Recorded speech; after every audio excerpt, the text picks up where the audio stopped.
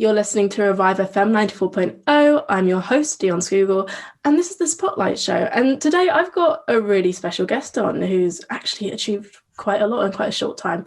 So I've got Ruba on. How are you doing today, Ruba? I'm okay, thank you. How are you, Dionne? Yeah, I'm doing great. So you had an article written about you in the Ilford Recorder, and it was talking about this petition that you've made about closing nurseries and early years during this lockdown 2021. So when did you start this petition? I started the petition yesterday. Yesterday. I wish I started it earlier, actually. I should have started it the moment the announcement came out that he wasn't closing early years and preschools. Yeah, because currently in a day's time, it's reached 221 signatures out of what you put a goal of 500. I mean, this is massive stuff. So would you like to just read out what you've kind of outlined in your petition for our listeners for us? Yeah, so I've put together a petition to Gavin Williamson, he's the Education Secretary, and I'm requesting that he afford us in the earlier sector the same protection that he's afforded to schools and other educational institutions, which is to close during this lockdown. The whole education sector is closed except for us. So I'm asking for him to let us close as well. Because we don't have any special superpowers that are going to protect us. So I've put this petition together just to bring it to his attention. But when I did the petition, I went online and had a look, and there are petitions up and down the country from the earlier sector and people that feel the same way that I do. Literally, there was one I saw today. It had over 50,000 signatures. So Nice. There's a lot of feeling out there that we need to be closed. So with your preschool in particular, yes. What kind of challenges have you faced while being open during coronavirus? Yeah, so we've, I think the whole world has had to adapt to COVID, in terms of the way we interact with children, social distancing and bubbles and all of that type of stuff. But as you can imagine, I work with 2 to 4 year olds. You can't socially distance from a 2 to 4 year old, especially when, they just want cuddles. They want that, they want that reassurance. They're so young, they're babies. So you can't socially distance from them. It's just impossible. And then I was talking to someone else today, and I said, the 2 to 4 year olds love putting things in their mouth. Whatever they play with, they just put it in their mouth. And then, as a member, in this difficult time, I find myself having to clean all the time, for hygiene reasons, if the spit. We were told to wear masks and visors to protect ourselves, but where we've got children like literally putting everything in their mouths, we literally have to clean everything over and over and over again. So I think that's been the biggest challenge in terms of our interaction with the children. And then it's just different, we don't have those face-to-face interactions that we used to have with parents as much as we used to before. Having that little chat with the parents, sometimes if the children are having an off day, we have to keep a distance, so we're not interacting with the parents. So it's taken away that that personal touch that we used to have before. And then the fear of COVID, the fact that every time I look at my phone, someone's sending me a text message saying, someone's fallen ill to COVID or someone's passed from COVID, and they're asking, for prayers and support, and then at my workplace, several of the ladies actually tested positive for COVID, and, we're not immune to that. So it's just the fact that even though the government keep making the argument that children are not, they're not affected by COVID as adults are, who looks after the children in the early years and preschools? It's not the children looking after themselves, it's us, adults, who can get COVID. Yeah. Yeah, it is a real Yes. worry. And especially when you see what universities have been shut down, we're having places all over the country moved into tier four. I mean, London, we got moved from tier two, sorry, to tier four. And now I'm hearing rumors of tier five. Like, Yeah. this doesn't. We are in a national lockdown. Mm, And when we went into the previous lockdown, the whole education sector got closed.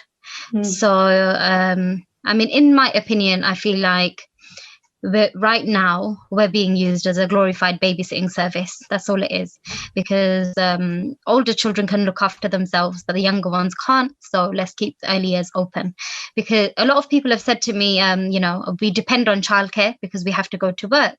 mm. And my argument to them is, well, what did you do in the lockdown before when early years was closed? And my request to the government would be, if you deem that these people are, it's essential for them to go to work, then it's essential for the government to provide them free childcare. So right now, if you're an essential worker, or if you're vulnerable, the children can still go to school. There is Mm. provision for them. So all I'm asking is that those provisions be afforded for us as well. Close us, but let some of the preschools come together. And for those people that need those services, the government needs to assure that they will be available. Mm. Yeah, I think it's pretty worrying. I mean, if you kind of know how many children in your nursery are, the children of essential workers, do you know how many there are, like percentage wise? Or I don't know that off the top of my head, but mm, for the parents that have children, the parents that are essential workers, I think, yeah, definitely we should provide that provision. For parents that have children with special needs, it's very difficult for them with children. Sometimes the children coming to us is the only time that the parents get respite, and they need that, for their yeah, sanity. So children with special needs, children that have healthcare plans, children that are vulnerable, children that have, family problems at home, they need a safe place to go. And sometimes school is the only safe place for them. So for children like that, the schools and the services should be available, yeah. And you I know? mean, you're coming from the perspective of both, an early years worker and a mother. How have your Absolutely. children kind of been impacted by lockdown and schools and things like that? So my children, I've got two girls. They're in year 2 and 4. They're working from home at the moment, Mm, online remote learning. And I mean, I have to, even though they're on the computer, I have to, it's like spoon feeding them. I have to sit with them all day, submit your work, upload it. And they're quite young. They can't really do that by themselves, yeah. so they could barely type. So I find myself, I'm printing, or I'm, setting out their work for them. And I'm with them all day. It takes up my whole day. So I'm thinking, how am I going to be able to go to work anyway? You know? But right now, if I have to choose between staying at home and looking after my children and going into work, I will stay at home and look after my children. But right now, the government have put us in a position where if early year staff decide to stay at home, there's not going to be any financial provisions for them. They're not going to get furlough. Mm.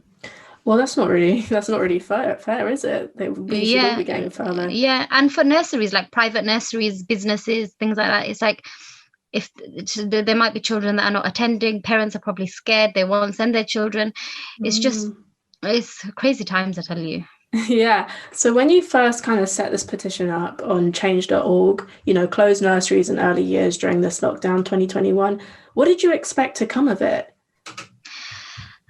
My expectation was to start having conversations, Mm, so people start talking about it and really understand that. I mean, a lot of people have messaged me back saying, "Oh, we don't need to sign the petition. Are you not closed?" And I'm like, "No, if I was closed, I would not be doing this petition." yeah. So a lot of people naturally just assumed that nurseries and preschools were closed. That was their natural assumption. So people don't even know that, I think we're forgotten about. I think people Mm, think learning starts in primary school, when you go through the primary school gates, but it doesn't. It starts from birth, as we know, but we're in preschool with very young children, and we are their teachers. But I think we're forgotten. People just think, I don't know what people think, but I just want people to start having conversations. And really, if if you work in a nursery and you have genuine fears and you have genuine anxiety about going to work, then you should raise that with your manager. You should raise that with whoever it is that is your, in your management, so that they can then raise that with the authorities, so the authorities know that, hold on a minute, if all of these people are telling me that they're scared to go to work, they have genuine fears, and they have genuine cases of positive COVID within their environment, then these people have a point, and it's not fair to make them go into an environment that they feel is not safe. So taking it back a bit to your own workplace, I mean, you've had, what, 7 positive COVID cases so far? 6. Right. Yeah. But how do you think these came about? Do you think there weren't enough safety measures in place? Do you think that... Oh, no, we're extremely careful, like really careful at work. But it's one of those things, it doesn't matter how many precautions you take, people out there are literally isolating. They're not going out, they're not mixing with anyone, they're still getting it. So doesn't that go to show like exactly how infectious and how dangerous it is? Despite you taking all of these precautions, you're still getting it. And I don't know, this thing that keeps going on about children being they almost make out like children are immune. I know of children that have tested positive for COVID, babies as well. I know of cases where children have tested positive, but they've been fine. Like in their health, they've been fine. They've been asymptomatic. They haven't got any symptoms, but they've tested positive. But all it takes is for that child to then pass that on to an adult. And then there you go. We're all spreading it to each other. Yeah, I think it is a bit of a confusing rhetoric when the government's saying, oh, kids can't spread it. And it's like, that something just doesn't seem right there, because we see those articles sometimes about how, as you mentioned, the cases of babies, children, even when they're asymptomatic, it's like, what does the government know that they're not telling us? Or they're trying to kind of alleviate public fear, but really they're just putting some people more at risk than if they just came out outright and been like, well, look, these are the actual facts, and get on top of it. Don't really let your kids kind of run around with play dates in the park, because that might still be dangerous. Absolutely. I mean, to be honest with you, if I really get into it, it's just been a complete shambles. The whole eat out, help out, and then all of these other things that came after the lockdown, and then the Christmas bubbles, and then he suddenly realized that COVID wasn't going to take a break on Christmas, so he limited it to only one. It's just like, if you know what the situation is like, you need to make those tough decisions. But this decision about keeping early years open, the early years alliance and PACEY, they're all like authorities on bodies on the early years sector. They've actually come out and said that this is an entirely political decision, and they're asking the government that if you want early years to stay open, give us the scientific evidence that it's safe for them to stay open. Because this sector has a real fear about staying open. So that's all we're saying. Give us the scientific evidence that tells us that the adults that work in this sector are going to be fine. Because all they keep going on about is how it's important for the children's development. What about the development of all the children in primary and secondary and college and university? The whole world is on hold at the moment. So when the government starts pretending like they're just suddenly so bothered about the development of young children, I just find them completely hypocritical, to be honest with you. What do you think might be holding the government back when it comes to, closing the nurseries? The economy. If the babies and the children haven't got nursery to go to, then mummy's going to call in and she's going to say, sorry, I won't be able to come in today because I haven't got anyone to look after my child. So they're not going to be going into work. So then what's going to happen? It's all about the economy. And do you think that we should kind of call them out on this, on placing economy over public health? Absolutely. I've clearly in my petition, I've said that you cannot put our lives at risk for the sake of the economy. I've said we envision and we are hopeful for a day when this will all be over. But for the time being, we hope the government will put politics and the economy aside and put our lives first. Because I feel like at the start, in March, the reason why we didn't go into lockdown so early or earlier like other countries did, I feel was about the economy. Do you feel like that was the case? Because we should have gone into lockdown earlier, way earlier, but I heard rumors about herd immunity. They're trying to do herd immunity. And then if we go into lockdown, the economy will collapse. It's like, what would you rather have? A kind of, a little bit of a recession, which we've had before, or potentially hundreds of thousands of people to die? I think what I think it was my local MP made a point about. He said something about how the economy can be rebuilt, but you can't resurrect the dead. You can't bring them back. When they're gone, they're gone. And when I read that point, it was so poignant. I just thought that should be on the front of the newspapers. Mr. Boris Johnson, really try and resurrect the dead? No, you can't. We can rebuild an economy. I mean, it's like if you think about the economy and the world, it's like a little game that we play. We spend, and then we run out of money, and then we go into a recession, and then and it's a circle, and it happens. It's historically it happens all the time. So I was saying the economy can be rebuilt. Historically, the economy it goes down. People spend, and then governments end up getting into debt. And then there's a bailout, all the bankers and the rich people, and that's historically it's happened so many times. I mean, it's money. You can print money. You can make money. You can find ways. We've got enough billionaires in the world. We can make money.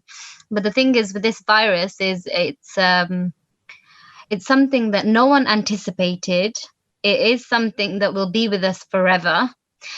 And when the people are gone, they're gone. They're not coming back. Once they're dead and buried, that's it. We can't get them back. And I was talking about my MP, Sam, and he said, acting now will save thousands of lives. Our economy can be rebuilt, but people cannot be resurrected. And I just thought that is just so poignant. That's such an important point that he made. It's just sometimes we need to say it how it is. We can't be treading on eggshells when it comes to this topic. When you're telling people to stay at home, you need to tell them stay at home. Do not leave your house unless you absolutely have to.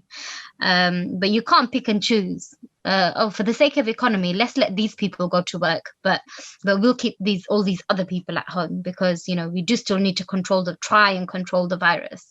You can control it. Keep everyone at home, then you'll see how it gets under control. And don't make exceptions. We'll make Christmas bubbles. Let's allow maybe New Year's, maybe we can meet one family. Then let's make exceptions for Eid. Or let's make exceptions for the Easter holidays. If you love your grandparents and you're missing them, then stay away from them. That's the best thing you can do for them. If you love, back to the early years, I love my work. I love my job. And I love the people I work with, my colleagues. I love them. We have a really good working relationship. And the children, I love them like they're my own. So my purpose for doing this petition is out of love, because I do not want to see anyone getting this virus and the outcome being something that we cannot come back from. So if we don't take these actions now, then when are we going to take them? When it's too late? I mean, in the span of this conversation, you've had like 20 more signatures, because I've been keeping an eye on the numbers. And I mean, anyone who's been listening, and I really encourage you, I'd implore you to go and sign this petition on change.org, close nurseries and early years during this lockdown 2021 by Ruba Amin. Like, she's doing it for us all. And we can only I mean, just love it. if there wasn't a stay-at-home order, I would be outside 10 Downing Street with my placard. But obviously, we can't do that now. We love a bit of direct democracy, and I mean, if you have Boris in front of you right now, I mean, you have maybe a minute to tell him, just quickly tell him why he needs to shut these nurseries, okay? And then we're gonna end the show. Well, this segment. Yeah. I would say, Boris, you can't be leaving me out. You can't be showing your love just to the primary and the secondary and the universities and the colleges. You know, we matter too. I matter. My friends that I work with matter. All of the people in the earlier sector matter. And in case he forgot, we're adults who can contract COVID. There are many people in this sector that are vulnerable, that have health conditions as well. You know, so he cannot be expecting them to go to work. So he needs to put the whole country on lockdown. Yeah, am I talking to Boris? Then I'm going to say, Boris, you need to put the whole country on lockdown, on a real lockdown, and then you'll see that the numbers will come down. And with this new variant, we need to be extra careful. All right. Yeah. Thank you, Ruby. It was really nice having you on. So listeners, make sure you go to change.org, you're hearing it one more time, and sign the petition, close nurseries and early years during this lockdown 2021. So this has been the Spotlight Show, but please do stay tuned, because after the break, I'll be getting some more perspectives from the Irish side of things. So that'll be interesting. So thanks for coming on. ReviveFM 94.0 on the radio, on your mobile, and online.